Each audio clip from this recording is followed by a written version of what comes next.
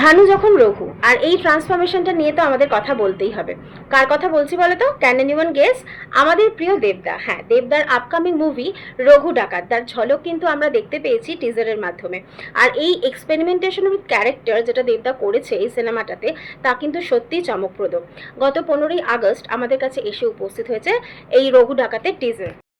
পরিচালক ধ্রুব ব্যানার্জির এই আপকামিং প্রজেক্ট রঘু ডাকাত, যার টিজার গত 15ই আগস্ট আমাদের সামনে এসেছে, সেটি কিন্তু অত্যন্ত চমকপ্রদ এবং আকর্ষণীয়। মাত্র 2 মিনিটের এই টিজার তোমরা দেখেছো তো? হ্যাঁ, এই মাত্র 2 মিনিটের টিজার কিন্তু আমাদের ভীষণভাবে আকৃষ্ট করেছে তার মিউজিক, ভিজুয়ালস এবং সিনেফটোগ্রাফির মধ্যে দিয়ে।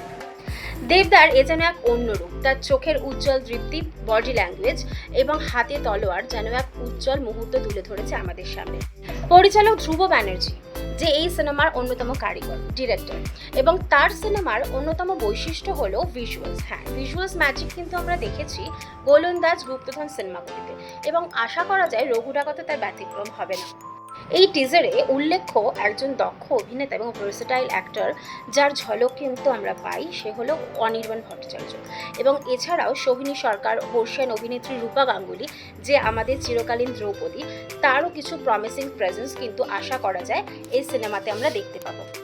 টিজারের মধ্যে আমরা দেখতে পাই মশালের আগুন, জঙ্গলে ছোটাছুটি করা দৃশ্য এবং আগুনে জ্বলা গ্রাম, যা কিন্তু ছবির লেভেল অফ সিনেমাটোগ্রাফিকে এক ইন্টারন্যাশনাল পর্যায়ে নিয়ে যায়।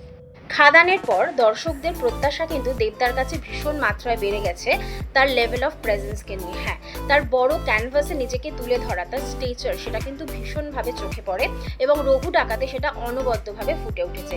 সব থেকে ইমপ্রেসিভ আমার যেটা লেগেছে সেটা হলো ব্যাকগ্রাউন্ড মিউজিক, ঢাকের তাল, শঙ্খধ্বনি, সব মিলিয়ে যেন এক ঐতিহাসিক মহাকাব্যিক থিম ক্রিয়েট করেছে সিনেমাটির টিজারের মাধ্যমে। এবং এই সিনেমাটাতে আমরা জানতে পারবো রঘু ডাকাতের সেই চিরস্মরণীয় কাহিনী, যা সেই সময় তিনি বাংলার মানুষকে দিশা দেখিয়েছিলেন তার কাজের মধ্যে দিয়ে। কবিগুরু রবীন্দ্রনাথ ঠাকুরের গল্পেও কিন্তু আমরা রঘু ডাকাতের উল্লেখ পাই।